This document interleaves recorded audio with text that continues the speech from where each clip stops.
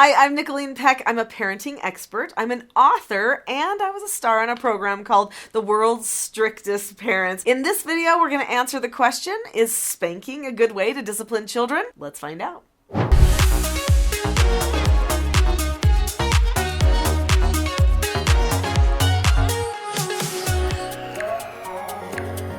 For many years, I did treatment foster care for troubled teens, and they were all between the ages of 12 to 18. I've also raised 4 children of my own. I wish I could say that I've never spanked my children, but actually, I have spanked my oldest son a couple of times. But there was something that changed me, something that helped me know that spanking was not going to be effective. I want to share that learning experience with you today, and I want to teach you what we can do instead of spanking that is much more effective. When my oldest son was 3 years old and my next child was a year, I started doing the treatment foster care for troubled teens that were all between the ages of 12 and 18. And they had some pretty severe behaviors. In fact, I saw every behavior I even knew existed in those years doing foster care for those treatment children. But no matter how extreme they were, how disrespectful, how unkind, how abusive even, that they might try to be, it was not okay for me ever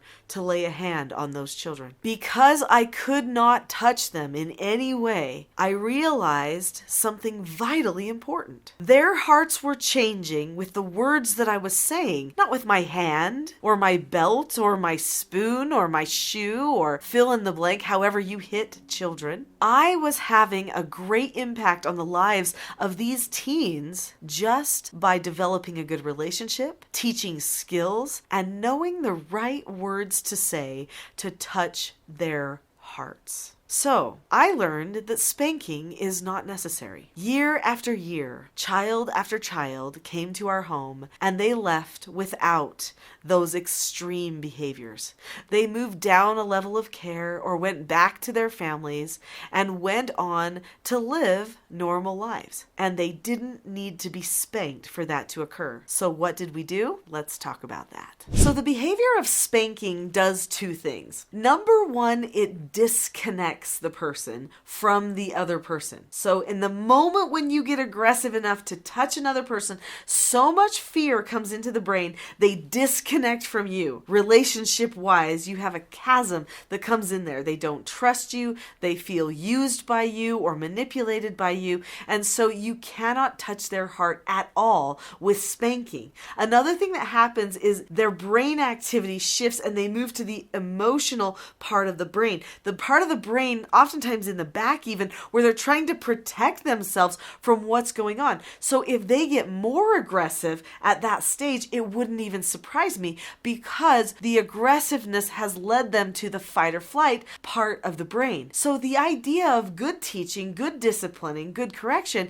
is to keep the brain activity in the frontal lobe. If you can keep them in the frontal lobe, they can solve their problems and you can unify and connect together during those moments of correction. You should feel closer to your child during and after a correction than you even did before. It's absolutely possible. You just have to know what to say and how to say it. Before I move on to the next point where we get to talk about the skill development that needs to happen, if you're liking this, if you feel like this is helpful for you, I would love it if you gave me a like. That helps these videos be seen by more people. Good correcting should connect parent and child together, and it should teach. So the point of a correction is not just to point how somebody did something wrong or something you didn't like, but the point is to help them move on from there, to make it so that in the future they can do something better. Now a spank doesn't do that. A spank just bursts emotion out of one person and sends it smacking against another person. So if we remove the emotion and we get to the real heart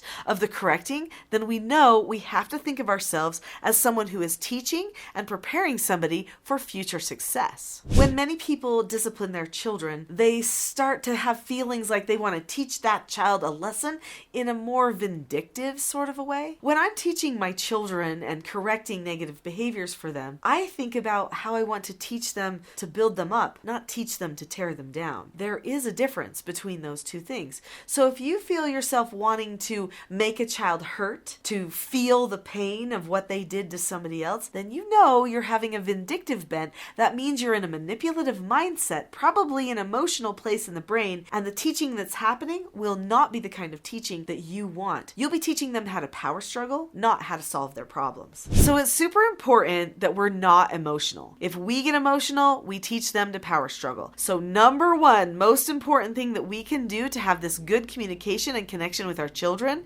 is we keep ourselves in the prefrontal cortex of our brains. That means we cannot take bad behaviors personally. We have to remember they're children, they're learning, they're growing, and they're going to make mistakes. That's just part of life. So why do the mistakes need to bug us? Especially if they're going to happen every day, even if we teach them the right things, because children do learn many lessons by trial and error. So what skills should we teach our children? We should teach our children skills like how to disagree appropriately, how to follow instructions, how to accept no answers and criticism, and how to accept consequences. If we teach our children the skill for how to accept a consequence, then we know that the child will get the most out of that correction moment. If our child knows this is what a correction is, this is what it's for, and here's how to have a change of heart and get the most out of this correction moment, then why does our child need to be offended by the correction at all? Well, they don't. So teach the child how to accept a consequence. When you teach them the steps for how to accept a consequence, their life will be changed because they will know that they don't need a power struggle with you, just like you are choosing not to power struggle with them.